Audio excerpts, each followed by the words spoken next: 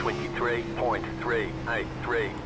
Alrighty, let's take a look at that. So this has got to be first lap. This track wears your tires pretty quickly, so I don't think second lap is going to have enough juice in it.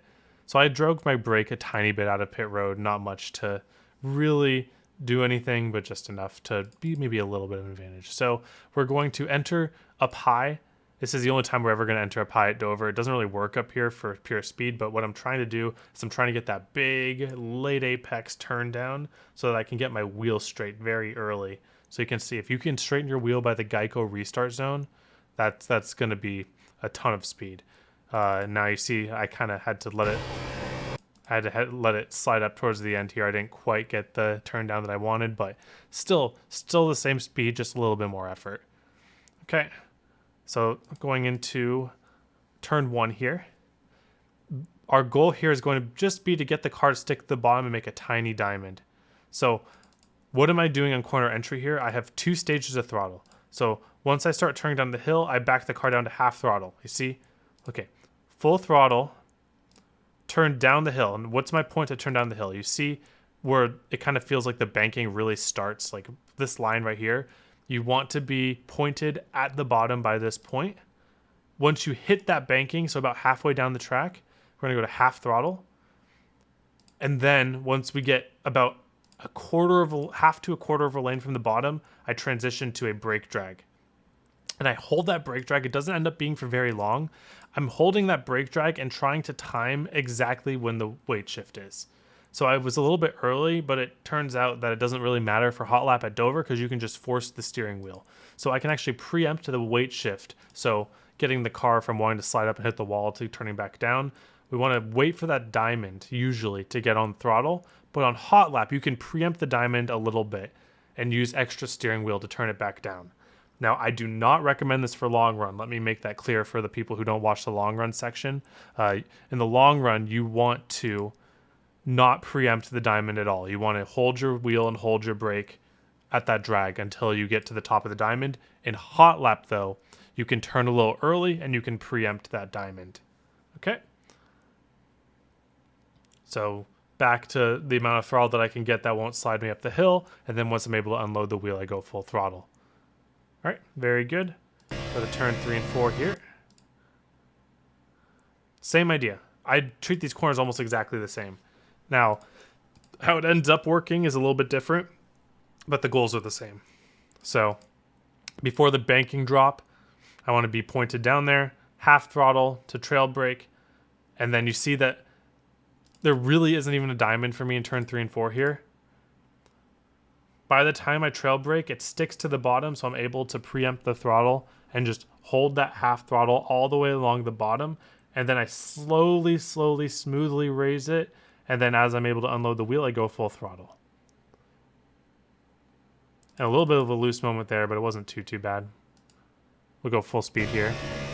So half throttle, trail brake for a little bit, half throttle again, hold it, slowly raise, unload the wheel, full throttle.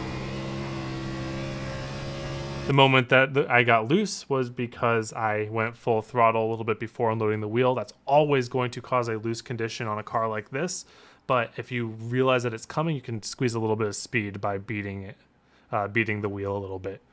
All right, now let's go take a look at the long run. All right, now let's talk about long run. So this is going to be very, very different. If you watch any of my videos on any car in Dover, I feel like I always say the same thing, that the long run is very different from the hot lap line. If you run your long run lines like you run your hot laps, you're probably doing something wrong.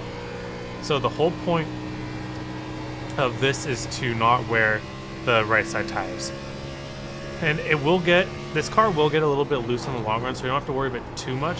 But in general, the best way to save your tires is just to not force any steering wheel in the mid corner.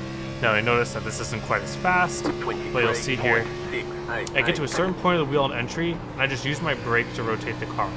I don't do anything else with the steering wheel until exit. It's very, very tempting to turn your steering wheel mid-corner, like to force it down the hill like right now, but you gotta fight that urge and just use your off-throttle time and your trail brake to get that rotation for you. If the moment that you start using your steering wheel to get that turn, you've already lost your tires. So this is kind of how you stay really disciplined. You gotta use your pedals to turn the car. So turn your wheel up until here. Once you're here, you gotta use your pedals to turn the car for the entire corner. Because that's just how it is. That's how it is on pretty much every car in Dover. Very different. It's not different per se than other tracks, but it's highly emphasized here. Because there's a lot of, sorry, I hiccuped a little bit. There's a lot of corner center speed to be gained by using your steering wheel, but it's only temporary, right? So you'll gain half a tenth. But here's the thing, Dover is super single groove. So what does it matter if you're getting half a tenth in the center of the corner? No one's going to pass you in the center of the corner. So you need really good exits, and you need good enough entries. So you'll see here, just use the brake to get the car to turn. I used a little bit too much brake there, so I lost a little bit there. See it getting a little loose. If you're getting loose on exit, that's a good sign usually. But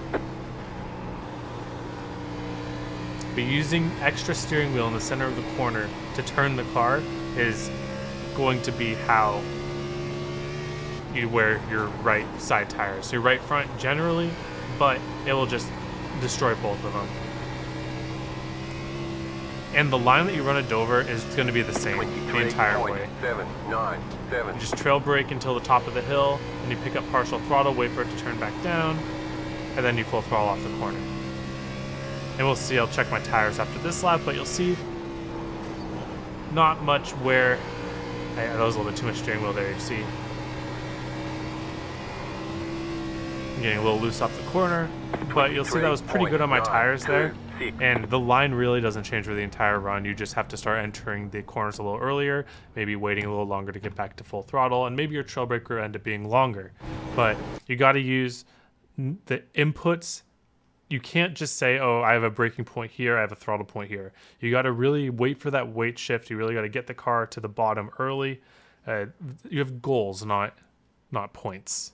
So see here, 98, 96, so it's wearing the right rear. That's what we want because it'll kind of shift towards the right front later on in the run. But I would probably want it a little bit evener than that. So I'd probably be a little bit more careful getting back to full throttle and corner exit. That's mostly what causes that. Alrighty, thank you all for watching. Hope you have a wonderful day, and I hope to see you all on the track.